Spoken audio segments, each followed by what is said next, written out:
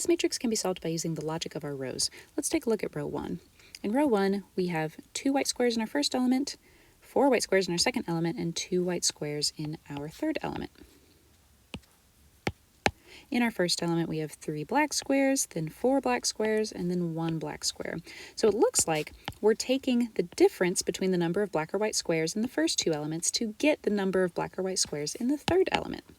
So let's see if that's true in our second row. 1 minus 3 should give us 2, that's correct. And then 2 minus 1 should give us 1, that's correct. So if we take this logic and apply it to our last row, let's see if we can get our answer.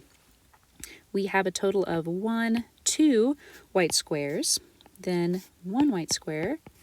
The difference between those should give us 1 white square in the end. So we can eliminate any answer choices that that have more than 1 white square. Here we have 1, 2, 3, 4 minus 3 black squares will also give us 1 black square.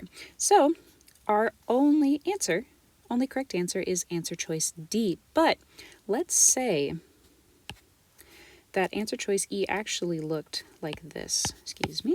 Let's say answer choice E actually looked like this, where both have 1 white square and 1 black square, but the positions are flipped. How would we be able to tell which is the correct answer? I'll show you. If we were to take all of the squares on the left of the first 2 elements and all of the squares on the right of the first 2 elements and stack them together, we can very easily see which side has the most black squares or white squares. So here, let me change color so it's easier to see.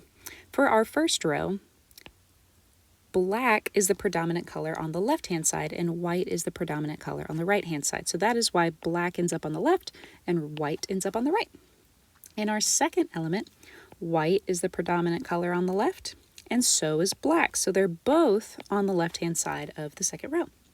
So in our third row, black is the predominant color on the left, white is the predominant color, Black is the predominant color on the left, white is the predominant color on the right, and so D is also still our correct answer.